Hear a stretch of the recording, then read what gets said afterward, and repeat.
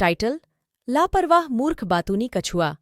एक बार की बात है, एक तालाब में एक बातूनी कछुआ रहता था। वह बहुत ही लापरवाह और मूर्ख था। वह हमेशा दूसरों से बात करता रहता था और अपनी बातों में उलझ जाता था। वह कभी भी अपने काम पर ध्यान नहीं देता था।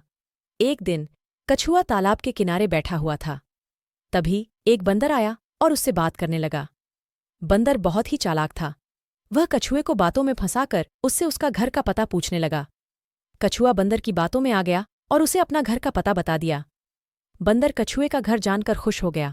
वह तुरंत कछुए के घर की ओर चल दिया। कछुए को जब पता चला कि बंदर उसके घर जा रहा है तो वह बहुत घबरा गया। वह बंदर को रोकने के लिए तालाब से बाहर निकला और भागने लगा, लेकिन कछुआ बहुत धीमा था। बंदर जल्दी ही कछुए को पकड़ लिया। बंदर कछुए को अपने साथ अपने घर ले गया। बंदर कछुए को अपने घर में एक पिंजरे में बंद कर दिया। कछुआ बहुत दुखी था। वह बंदर से अपने घर जाने के लिए कहता, लेकिन बंदर उसकी बात नहीं सुनता था। एक दिन कछुए ने बंदर से कहा, बंदर भाई, तुम मुझे मेरे घर जाने दो, मैं तुम्हारी कोई भी गुजारिश पूरी कर दूंगा।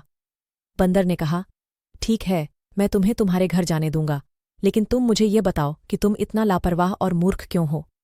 कछुए ने कहा, बंदर भाई, मैं बचपन से ही ऐसा हूं। मैं कभी भी अपने काम पर ध्यान नहीं देता हूं। मैं हमेशा दूसरों से बात करता रहता हूं। बंदर ने कहा, देखो कछुआ, लापरवाही और मूर्खता अच्छी बात नहीं है। इससे तुम्हें नुकसान हो सकता है। कछुए ने कहा, बंदर भाई, तुम ठीक कह रहे हो। मैं अब से लापरवाह और मूर्ख नहीं रहूंगा। बंदर ने कछुए को अपने घर से मुक्त कर दिया। कछुआ अपने घर वापस चला गया। वह अब से बहुत मेहनती और समझदार हो गया। वह कभी भी अपने काम पर ध्यान नहीं देता था।